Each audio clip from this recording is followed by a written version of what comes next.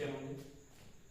देखिए कक्षा 5 में यदि आप पढ़ रहे हैं तो आप नवोदय विद्यालय में एक परीक्षा होती है कक्षा 6 में प्रवेश हेतु। आप उसमें परीक्षा के माध्यम से कक्षा 6 में प्रवेश लेते हैं, जिसका फॉर्म कुछ ही दिनों में आ जाएगा। जुलाई का महीना है तो जुलाई ही के महीने में ही नोटिफिकेशन आती है, either जुलाई में या फिर अगस्त में आती है। अब आप पात्र हैं या नहीं है कि क्या सिर्फ प्राइवेट स्कूल के बंदे भरेंगे या गवर्नमेंट स्कूल के ही बच्चे भर पाते हैं इस फॉर्म को। तो इस फॉर्म को दोनों बच्चे भर सकते हैं, गवर्नमेंट स्कूल के बच्चे भी और प्राइवेट स्कूल के बच्चे दोनों भर सकते हैं। कक्षा 5 में आप पढ़ रहे हैं तभी आप इसको भरिएगा। 4 में पढ़ रहे हैं तो आप नहीं भर सकते हैं। क्यों? क्योंकि जो फॉर्म निकलता है उसमें नोटिफिकेशन में मेंशन रहती है कि आपकी जन्म तिथि इस तारीख से इस तारीख के बीच में ही होनी चाहिए। जब इस आपकी जन्म तिथि उस तारीख से उस तारीख के बीच में पड़ेगी, जैसे ही नोटिफिकेशन आएगा आपको एक नए वीडियो के माध्यम से हम सूचित कर देंगे कि चूंकि फॉर्म आ चुका है आप उसको भरिए। आपने फॉर्म भर दिया। एग्जाम कब होगा? एग्जाम होता है आपका दिसंबर और जनवरी में। एग्जाम आपका दिसंबर जनवरी में होता है, या तो दिसंबर में हो जाएगा या फिर जनवरी में होगा। परीक्षा कैसी होगी? OMR बेस्ड है या फिर ऑनलाइन है? तो परीक्षा आपकी OMR बेस्ड। OMR बेस्ड का मतलब एक कॉपी मिलेगा, उस पर गोला बना होगा। एक का A सही है, 2 का B सही है तो B पर गोला, C का 3 सही है तो 3 का C नंबर सही है तो C वाले पर गोला करेंगे। इस तरह से हम उस पर गोला करते जाते हैं, उसी को कहते हैं OMR बेस्ड परीक्षा। OMR की कॉपी इस तरह से होती है। आपको इस पे क्वेश्चंस दिए रहते हैं। 1 का तो आपको गोला करना होता है, 2 का B सही है तो इधर करेंगे, 3 का तो गोला C सही है तो इधर करेंगे। ठीक है, ऐसे ही चौथा क्वेश्चन है। OMR बड़ा होता है, उसमें सारे क्वेश्चंस आएंगे। इस परीक्षा में कितने प्रश्न होते हैं, कहाँ कहाँ से आते हैं, ये जानना बेहद जरूरी होता है, क्योंकि आप तैयारी कर रहे हैं। आपके पास पर्याप्त 6 महीने का समय है। 6 महीने पर्याप्त है और तैयारी करने के लिए भी पर्याप्त होते हैं। लेकिन उसके लिए एक रणनीति होगी, तो आप थोड़ी बेहतर तैयारी करेंगे, क्रैक करेंगे, तभी आपका एडमिशन वहां पे होगा। तो उसके लिए आपको जानना जरूरी है कि इसमें कितने प्रश्न आएंगे। तो इस परीक्षा का पैटर्न इस प्रकार है कि इसमें 80 प्रश्न रहते हैं। समय आपका निर्धारित है 2 घंटे का, जो कि 120 मिनट का है समय। 120 मिनट के समय में आपको 80 प्रश्न हल करने हैं। लेकिन आपको पता है कि चूंकि परीक्षा OMR बेस्ड है, गोला भी भरना है उसमें। जब गोला भरना है तो आपको गोला भरने के लिए भी समय चाहिए। तो 80 क्वेश्चन के लिए आप 120 मिनट नहीं देना है। आप ठीक ठाक हैं, एवरेज स्टूडेंट हैं, तो हम इन 80 प्रश्नों को अलग अलग कितने कितने सेक्शंस में कौन कौन से प्रश्न आ रहे हैं, टाइमिंग का, इसमें टाइमिंग को डिवाइड करेंगे। टाइमिंग अलग टाइमिंग रखेंगे। जैसे कि 80 प्रश्न है तो उसमें से 3 सेक्शंस में से 80 प्रश्न क्या एक ही जगह से आते हैं, सिर्फ गणित के या सिर्फ हिंदी के या सिर्फ रीजनिंग के? नहीं, तीनों से आएंगे। कौन कौन से क्वेश्चन कहां से कितने कितने हैं देखिए। मानसिक योग्यता परीक्षा को आप रीजनिंग करते हैं, ठीक है? मानसिक योग्यता परीक्षा को आप रीजनिंग करते हैं, जिसमें से कितने क्वेश्चंस होते हैं? 40 क्वेश्चंस होंगे, ठीक। और अंकगणित परीक्षा जो मैथमेटिक्स है, उसमें से क्वेश्चंस होते हैं 20 क्वेश्चंस होते हैं, सिर्फ 20 क्वेश्चंस होंगे। और हिंदी 4 पैराग्राफ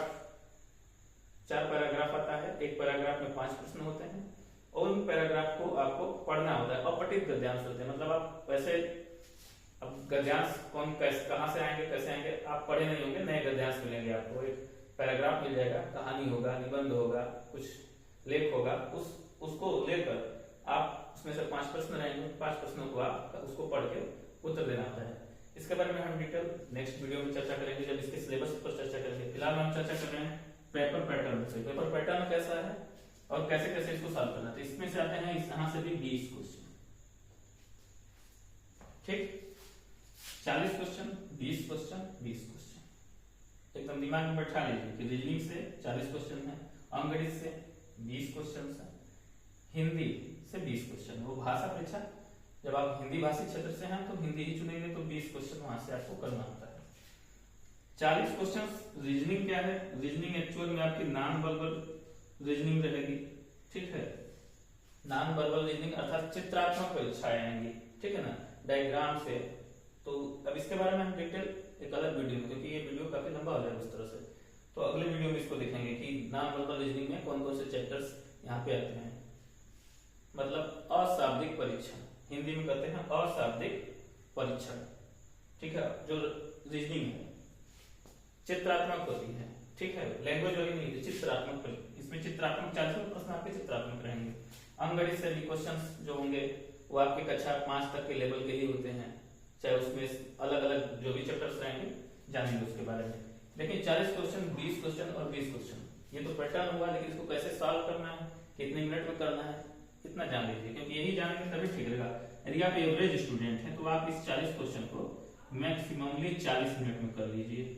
40 मिनट ये आपका मैक्सिमम टाइम है, ध्यान दीजिएगा, ये आपका मैक्सिमम टाइम में लिखा हूं 40 मिनट। 20 क्वेश्चन है तो मैक्सिमम आप इस पर 30 मिनट दे दीजिए। ठीक, अब आप कहेंगे कि सर 20 क्वेश्चन है गणित का, 30 ही मिनट में सॉल्व करेंगे, बड़ा मुश्किल लग रहा है। ठीक है, मुश्किल लग रहा है क्योंकि अब आप जब 30 मिनट में आप 20 क्वेश्चन कर रहे हैं तो एक क्वेश्चन को कितने मिनट देंगे, तो आप जैसे डिवाइड करेंगे आपको पता चलेगा 1.5 मिनट में करना है एक क्वेश्चन। अब आप करें सर हमको 2 मिनट लगेगा, तो यदि आपको 2 मिनट लगता है तो 20 क्वेश्चन को आप यदि 2 मिनट लेते हैं तो उस हिसाब से आप इसको कितने मिनट में करेंगे, 40 मिनट में करेंगे।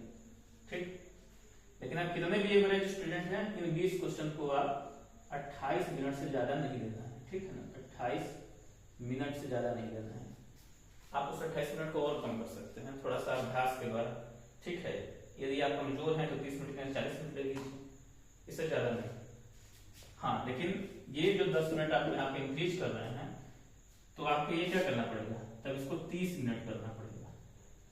ठीक है ना, तब इसको 30 मिनट करना पड़ेगा, तब ये 30 मिनट होगा, तब ये 40 मिनट। ठीक, तो उस हिसाब से आपको मैनेज करना हो या उसको थोड़ा सा मैनेज करना होगा। अब सब आपकी देखिए, आपकी अपनी अपनी सब बच्चों का अलग अलग अभ्यास होता है, अलग अलग उनका थोड़ा कमांड होता है, तो आप अपने हिसाब से इसको मैनेज करिएगा। लेकिन एक मोटा मोटा हिसाब होता है वो यही रखना है आपको, 40 मिनट, 30 मिनट, 28 मिनट। तो कितना हुआ, 40, 30, 70, 20, 90, 8, 98 मिनट आपका कहाँ चला गया, क्वेश्चन को पढ़कर पेपर पर टिक कर देंगे। बचेगा कितना मिनट, तो 120 मिनट में से 98 मिनट जैसे ही माइनस करेंगे आपको कितना मिल जाएगा, 22 मिनट। तो 22 मिनट में आपको क्या करना है, OMR भरना है, OMR भरना है। ठीक है, OMR भरना है। ठीक, वो 22 मिनट में OMR भरना है आपको, क्योंकि OMR बेस्ड परीक्षा है। इनके सिलेबस के बारे में हम चर्चा करेंगे अगले वीडियो में।